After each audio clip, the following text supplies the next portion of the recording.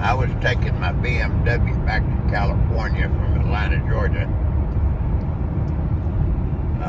The guy that worked for me had been driving it. So I went I-10,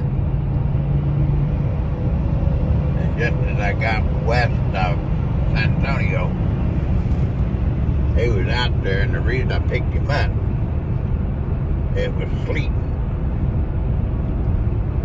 So I pulled over and picked him up. One of the most interesting people I've ever met.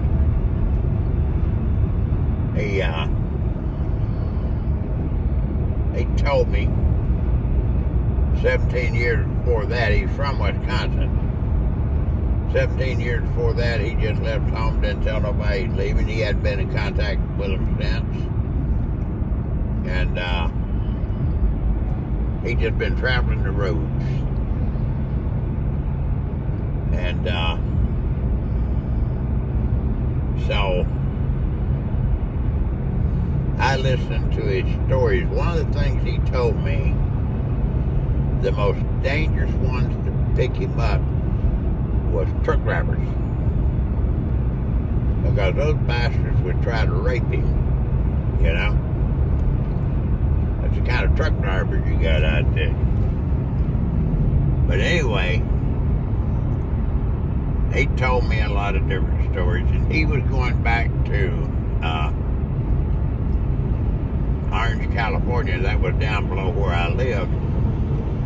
He'd go there every winter and work for this guy out on a motel,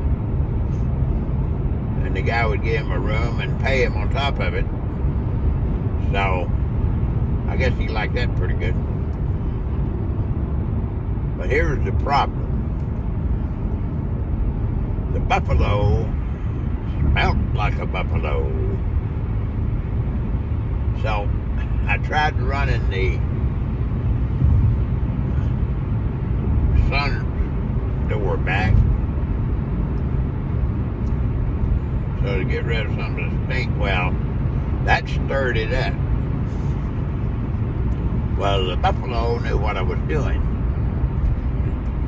He said to me, "It's been cold where I'm coming from, and I hadn't had a chance to get in the creek and take me a bath."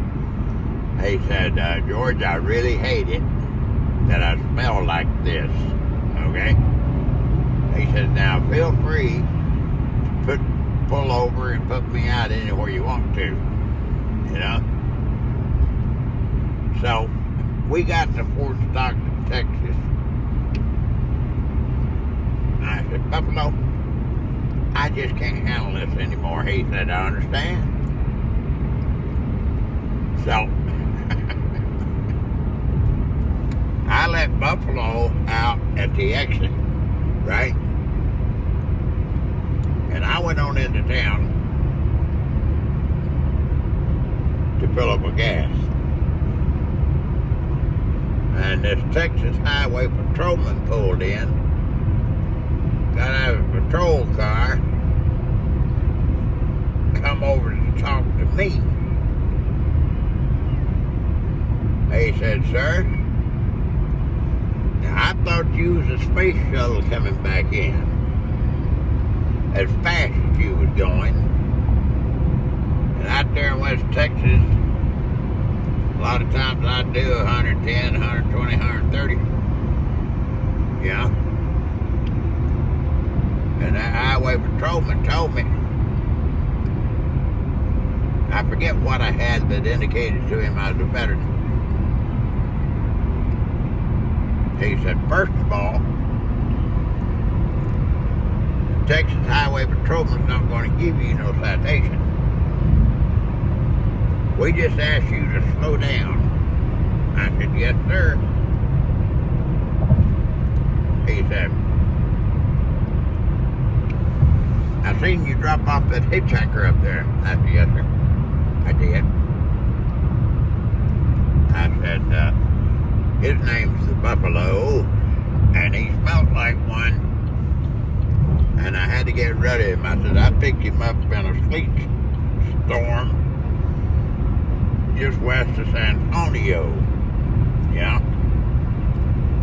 And he said, well, he said, listen, there's some good people out here traveling the roads, and there's some bad ones. He said, if you're going to do that kind of thing, you need to have a gun on you. You know? He said, you have a gun? I said, back where I live in California. He said, well, I highly recommend you start carrying one.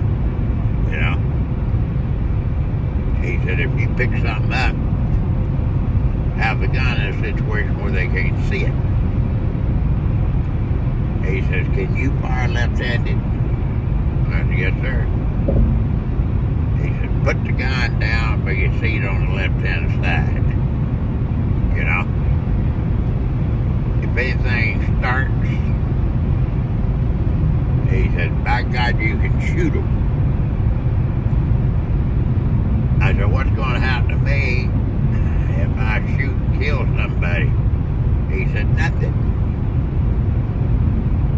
He said, the law in Texas is that if you shoot and kill someone who's trying to get aggressive with you, you're okay. You know? I said, okay.